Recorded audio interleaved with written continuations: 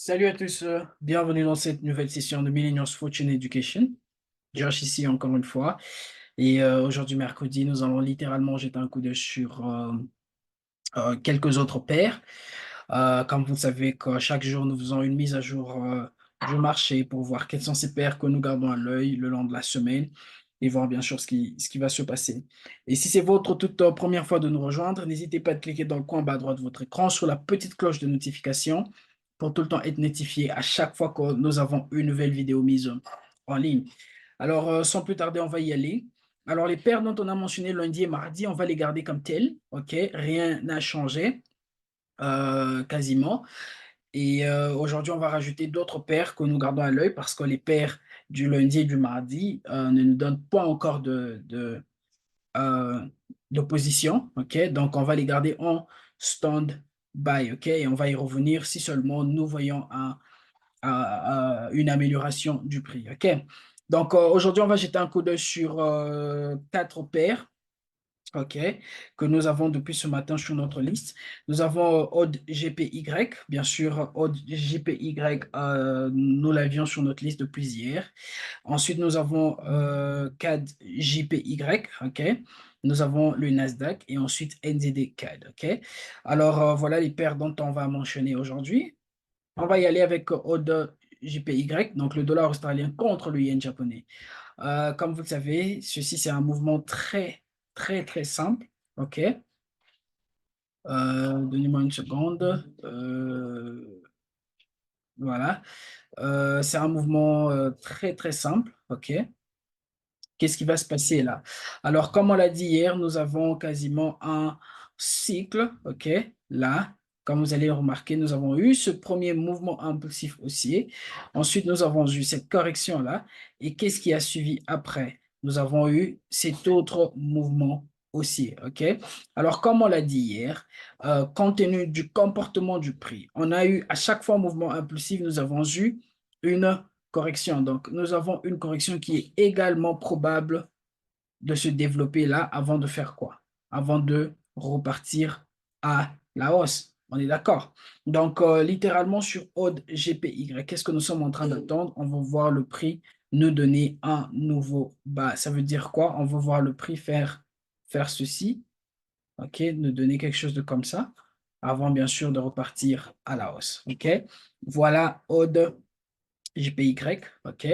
Ensuite, nous allons aller sur CAD JPY. C'est quasiment presque la même chose avec OD JPY, notre mouvement impulsif haussier, n'est-ce pas?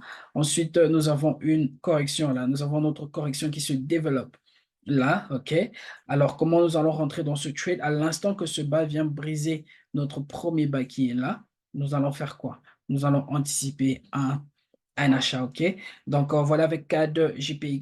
CAD JPY, Odd JPY ont quasiment un même setup, OK? Et ensuite, nous allons aller sur le Nasdaq. Qu'est-ce qui se passe avec le Nasdaq? On a eu notre mouvement haussier, n'est-ce pas? Notre mouvement impulsif haussier. Nous avons eu notre correction et regardez ce qui a suivi après. Qu'est-ce qui a suivi après? Donnez-moi une seconde. Qu'est-ce qui a suivi après? Nous avons eu un autre mouvement impulsif haussier. Alors, comme je l'ai dit un peu plus tôt avec OGPY, OK, quand on regarde le comportement du prix, chaque mouvement impulsif nous a développé ce qu'on appelle un, une correction ou un mouvement correctif. OK? Et si on repartait encore un peu plus dans le passé, vous allez voir que même là, nous avons eu quoi? Un mouvement impulsif. Et qu'est-ce qui s'est développé? Une correction. Alors, ici, probablement également, nous avons quoi? Donnez-moi une seconde, je vais... Voilà. Voilà. Alors, ici également, nous avons quoi? Nous avons une correction qui s'est déjà développée. Est-ce que vous remarquez cette correction? Nous avons la correction qui s'est développée et cette correction, elle est quoi? Elle est complète. Comme vous pouvez le constater, cette correction, elle est déjà complète. Ce qui nous indique en fait qu'à n'importe quel moment, le prix pourra repartir à la hausse. OK? Donc, nous gardons un œil sur le Nasdaq pour voir bien sûr comment est-ce que le prix va se développer, OK? Le Nasdaq. Donc, sur le Nasdaq, nous sommes également en train d'anticiper quoi? En train d'anticiper un achat, OK? Ensuite, nous allons finir avec le NZD CAD, OK? On va finir avec NZD-CAD. Alors, avec le NZD-CAD, je suis sur le daily et vous allez remarquer en fait que sur le daily, c'est ça notre mouvement impulsif haussier. Nous avons déjà notre mouvement impulsif haussier, OK? Et là, nous avons bien sûr une correction qui est déjà finie. Donc, nous sommes maintenant en train d'attendre des confirmations des bougies là pour anticiper un achat. Alors, souvenez-vous que dans la théorie, pour chaque mouvement impulsif, qu'il soit haussier ou baissier, nous attendons quoi? Nous sommes en train d'attendre soit un retracement ou soit une correction, OK? Soit une correction avant de faire quoi? Avant de repartir à la hausse ou à la baisse, OK?